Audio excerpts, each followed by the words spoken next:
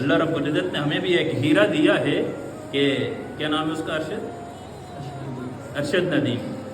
تو اللہ رب العزت نے اس کو ایک ذریعہ بنایا اور ساری دنیا میں اس نے ملک کا نام روشن کیا ہے. لیکن بعض لوگوں کی عجیب باتیں ہوتی ہیں نا، عجیب عجیب چیزیں آپ کے سامنے جو سوشل میڈیا سے واقفیت رکھنے والے ہیں.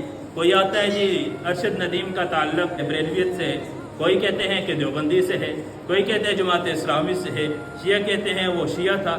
یہ بات ذہن نشین رکھیں. مولانا مبشر کے بیانات سننے کے لیے مولانا مبشر آفیشل کو سبسکرائب کریں. چند گناہ ایسے ہوتے ہیں، چند اعمال ایسے ہوتے ہیں کہ ان کی سزا اللہ دنیا میں انسان کو دیتے ہیں. آخرت میں تو ہے ہی ہے، لیکن بعض گناہوں کی سزا اللہ میں دنیا میں بھی دیتے ہیں. اور نیک اعمال بھی ہوتے ہیں، اللہ اس کا بدلہ بھی انسان کو دنیا میں دیتے ہیں. اور گناہ ہوتے ہیں، اللہ اس کا بدلہ بھی انسان کو دنیا میں دیتے ہیں. مکافات عمل کے اندر ایک واقعہ نقل کیے، دور حاضر کا واقعہ ہے کہ اللہ رب العزت جب کسی کو ترقی دیتے ہیں تو کیسے دیتے ہیں. کہتے ہیں کہ گلگت کا بھی ایک قریب کی واقعہ ہے. کہا کہ گلگت کے اندر ایک ہوٹل تھا، سجاد غالباً نامی جو اندر ملازم تھا، کمروں کی صفائی کرنے والا. تو ایک جاپان سے ایک فیملی آئی اور ایک کچھ مہمان آ کے اس کمرے کے اندر ٹھہرے. جب گیا وہ کمرے کی صفائی کیا کرتا تھا. تو جب ہو گئے تو وہاں پہ اپنے کچھ پیسے وہ بھول کے چلے گئے، بریف کیس وغیرہ ایک چھوڑ کے چلے گئے اور اس کے اندر $50,000 پڑے ہوئے تھے. اب یہ ملازم صفائی کرتے ہوئے سے وہ مل گئے پیسے. اب یہ نیچے مینیجر کے پاس گیا، کہا کہ ان کی مانند رہ چکی ہے، پیسے رہ چکے ہیں، ان کا فون نمبر کچھ رابطہ تو ہوگا. اب رابطہ کیا، جب ان کو بتایا وہ بڑے متاثر تھے. غیر مسلم تھے. یار مسلمان اتنے ایماندار ہوتے ہیں، ایماندار ہوتے ہیں، ایسے مسلمان ہوتے ہیں. اتنے متاثر ہوا، بس خیر اس کو چند ہزار کوئی ڈالر اس کو بھی دیے، لے چلے گئے جاپان کے اندر. وہاں جو مشہور اخبار وغیرہ جو تھا ان کو بتایا، انہوں نے فون کر کے اس طریقے پہ انٹرویو وغیرہ جس طریقے پہ بھی لینا ہوا لیا. تو بڑی مشہوری ہوگی جاپان کے اندر، پاکستان کے ایک نام روشن ہو گیا. اب ادھر پتہ چلا پاکستان والوں کو، تو لاہور کے جو تاجر تھے وہ آئے اس ہوٹل کے اندر بڑا پروگرام کے. بتا رہا ہوں کہ اللہ رب العزت کی ذات ہے، دنیا میں بھی اللہ بدلہ دیتے ہیں، آخرت میں بھی اللہ بدلہ دیتے ہیں. اب تاجروں نے آ کے پروگرام منعقد کیا اس ہوٹل کے اندر، 10 لاکھ روپے کا انعام اس کو دیا. اگلے سال جب 14 اگست آئی تو آپ ظاہر ہے پورے پاکستان کا نام روشن کیا ہوا تھا، اس کو انعام تو ملنا تھا. تو اس کو جو انعام کے طور پہ دیا 20 لاکھ روپے اس کو انعام بھی دیا. اور اس کے ایک انعام بھی دیکھیں وقتی اس نے تھوڑے سے حرام تھا لیتا تو ختم ہو جاتا، اس کو ٹھکرایا، حلال کی ٹھکرایا تو اللہ نے اس کو عزت بھی دی کہ ملک کا نام روشن کرنے کی وجہ سے اللہ نے کس مقام تک پہنچا دیا. تو ملک کے نام کو روشن کرنے سے بات یاد آ گئی کہ اللہ رب العزت نے ہمیں بھی ایک ہیرا دیا ہے کہ کیا نام ہے اس کا، ارشد ندیم. تو اللہ رب العزت نے اس کو ایک ذریعہ بنایا اور ساری دنیا میں اس نے ملک کا نام روشن کیا ہے.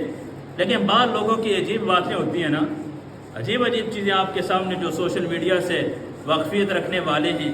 کوئی آتا ہے جی ارشد ندیم کا تعلق بریلویت سے ہے، کوئی کہتے ہیں کہ دیوبندی سے ہے، کوئی کہتے ہیں جماعت اسلامی سے ہے، شیعہ کہتے ہیں وہ شیعہ تھا. یہ بات ذہن نشین رکھیں، کسی آدمی کا کسی مسلک کے اندر آنے کی وجہ سے اس مسلک کو ترقی نہیں ہوتی، اس مسلک کی عزت نہیں ہوتی. حضرت عمر رضی اللہ تعالیٰ عنہ کو جب آ کے کہا نا کہ آپ کی وجہ سے اللہ نے اسلام کو ترقی دی ہے، آپ کی وجہ سے اسلام کو اللہ نے ترقی دی، اونچا ہو گیا.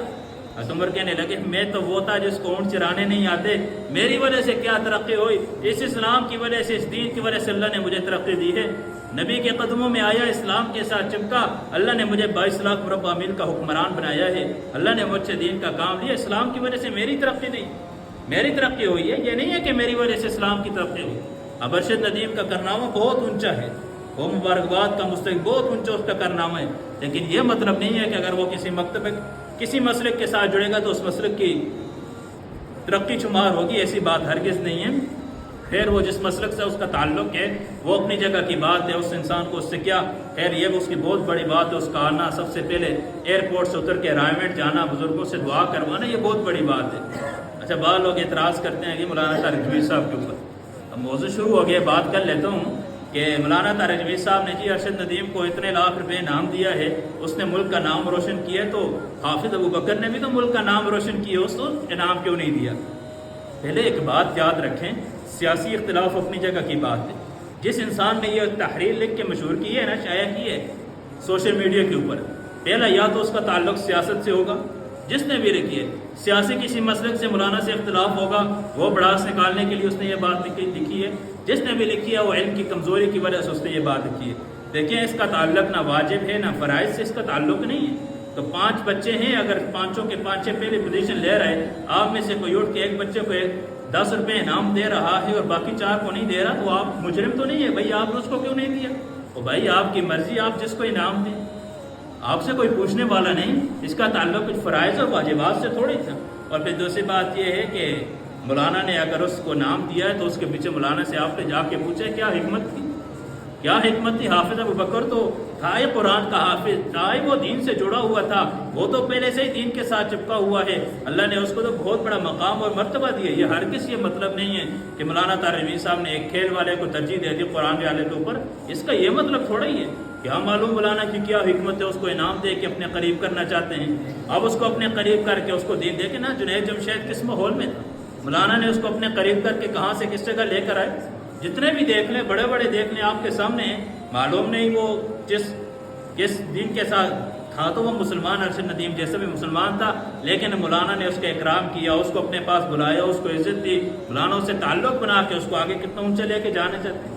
اس کے چہرے پر نبی کی سنت نہیں ہے تو مولانا کی صحبت کی وجہ سے وہ بھی آ جائے گی عنقریب. اللہ دنیا تو دیتے ہی دیتے ہیں، اللہ نے دین کا کام بھی اس سے لے لیں گے. اور ایک اور بات ہمیں اس سے، یہ سارا آپ نے دیکھا نا چند دنوں کے اندر ایک غریب آدمی کہاں سے کہاں پہنچ گیا ہے. ہمیں اس سے ایک بات یہ بھی نظر آتی ہے کہ پیسے کا تعلق محنت کے ساتھ نہیں ہے، یہ مقدر کی چیز ہے. دین کا تعلق محنت کے ساتھ ہے کہ محنت کرو گے تو دین آئے گا. پیسے تو رب نے جو لکھے ہوئے تو اللہ ایسے بھی دیتے ہیں. راتوں رات کسی کو مالدار بنا رہے ہیں، ارب بنا لیں، خرب بتی بنا لیں، جس کو کہاں سے کہاں اٹھا لیں. اس کا تعلق تقدیر کے ساتھ ہے. یہ مقدر اللہ نے کسی کی تقدیر میں جتنا پیسہ جتنا مال لکھے اس کو مل کے رہے گا. لیکن جس کی قسمت میں نہیں ہے مال، تو اب اس کا یہ مطلب نہیں ہے وہ دن رات محنت کرے تو اس کو مال ملتی ہی رہے گا. اس باب کی دنیا انسان کو محنت کرنی چاہیے. تو غیر بات کہاں سے کہاں جا رہی ہے. تو ہمیں ان چیزوں پہ نہیں پڑھنا چاہیے کہ مولانا نے اس کو دیا، اس کو نہیں دیا. ہمیں کسی دیندار کے اوپر بات نہیں کرنی چاہیے. ایک آدمی کی اچھائیاں ہمیں نظر نہ آئے تو اس کی برائیاں کیوں دیکھیں. تو خیر یہ تو برائی کی بات ہی نہیں ہے. اب ان کا مرضی، ان کی مرضی، جس کو انعام دے جس کو نہ دے ان کی مرضی. اس میں تو کوئی ایسی بات ہی نہیں ہے بھائی اس کو دیا تو اس کو کیوں نہیں دیا. اور بھائی جس مسلک والے نے یا جس سیاسی ذہن والے نے یہ اعتراض کیا اس سے پوچھے آپ کے لیڈر نے کتنا انعام دیا اس کو. ابوبکر کو آپ کے لیڈر نے کتنا انعام دیے. ہے یہ ایک قسم کی فضول بحث ہے، اس پہ پڑھنا نہیں چاہیے. اس قسم تو میں بات کر رہا تھا مکافات عمل کے اندر. بعض عمل ایسے ہوتے ہیں ان کا بدلہ اللہ دنیا کے اندر انسان کو فوراً دیتے ہیں. فوراً دنیا کے اندر ایک واقعہ آتا ہے مکافات عمل کے اندر ہی.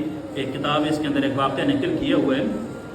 ایک پروفیسر تھا محمد کشمیری اس کو کہتے تھے کالج کے اندر. تو اس کے کمرے کی صفائی کرتے ہوئے ایک یتیم بچہ اس کا ملازم تھا. اب اس کو کام کرتے کرتے بتا رہا ہوں کہ اللہ کی ذات کیسی ہے. بعض عملوں کا اللہ دنیا میں بدلہ لیتا ہے. اب وہ کام کرتے تھک گیا، اس نے گلاس اٹھایا، اس کے فریزر کو کھولا اور اس سے پانی نکال کے پینے لگا. جب اس پروفیسر کی نگاہ پڑی تو اس نے جا کے اس کو مارا. برا بلا کہا، بڑا مارا. اس کا گلاس اٹھا کے پھینک دیا. تو میرے گلاس سے پانی پیتے ہیں، میرے فریزر سے پانی نکال کے پیتے ہیں. اللہ کی ذات تو دیکھ رہی ہے نا، باقی تو کوئی نہیں دیکھ رہا، اللہ تو دیکھ رہے. اللہ کی ذات تو دیکھ رہی ہے، سب اللہ کے سامنے. چند دن گزرے تو اس کی بیوی نے گھر میں اس کے کمرے کا جو فریزر تھا اس کو صاف کیا. جیسے فریزر صاف کیا، دروازہ بند کرنا، اتفاقاً دروازہ کھلا رہ گیا. 3 اس کے بچے تھے، 2 بچے تھے، 1 بچی تھی. 2 سال کا بچہ گھسٹتا ہوا فریزر کے اندر جا کے گھسا، آگے سے اس سے دروازہ بند ہو گیا. اب ادھر باہر بچے کو تلاش کرتے ہیں، غائب ہو گئے، لعنات کروائے جگہ جگہ کچھ نہیں. 7-8 گھنٹے گزر گئے اس طرح. وہ گیا جا کے پانی کھولنے کے لیے، جب دروازہ کھولا تو دیکھا کہ آگے اسی کا بچہ جس فریزر سے اس یتیم بچے نے پانی نکال کے پیا تھا. اس یتیم بچے کو برا بلا کہا اور مارا. اللہ نے اسی فریزر کے اندر اسی کے بچے کو مار کے اور بے ہوش ہو کے گر گیا. ہوش کے اندر آیا تو دل کا مریض بن چکا تھا. اللہ بتانا چاہتے تھے تو نے یتیم پہ ہاتھ اٹھایا ہے تو اللہ کی ذات تو دیکھ رہی ہے. اللہ تو دیکھ رہے ہیں. بعض عملوں کا اللہ دنیا میں بدلہ دیتے ہیں، بعض عملوں کا اللہ دنیا میں دیتے ہیں کہ بدلہ مل جاتا ہے. آتے ہیں نا، ایک کسان تھا، نہیں ایک شخص تھا، اس کی 9 بھینسیں تھی. یہ مکافات عمل کے اندر ہے. 9 بھینسیں اس کی تھی، دودھ کے اندر پانی ملا کے بھیجتا تھا جیسے عام طور پہ ہوتے. تو اور اس کے ساتھ ایک اور آدمی تو اس کی 300 بھینسیں تھی تو وہ خالص ہوتے. یہ جو 9 بھینسوں والا بڑا مالدار بھی بنتا، پیسے بھی ہو. اللہ کا کرنا، بجلی ہوئی آئی اور بجلی پڑی، بارش تیز ہوئی تو اب اس کا جو باڑا تھا اس کے اوپر بجلی پڑی. 7 بھینسیں اس کی ادھر ختم ہو چکی تھی. اب جتنا عرصہ اس نے دودھ کے اندر پانی ملایا تو اللہ رب العزت نے ایک منٹ کے اندر اندر سارا نقصان کر کے سب لے لیا.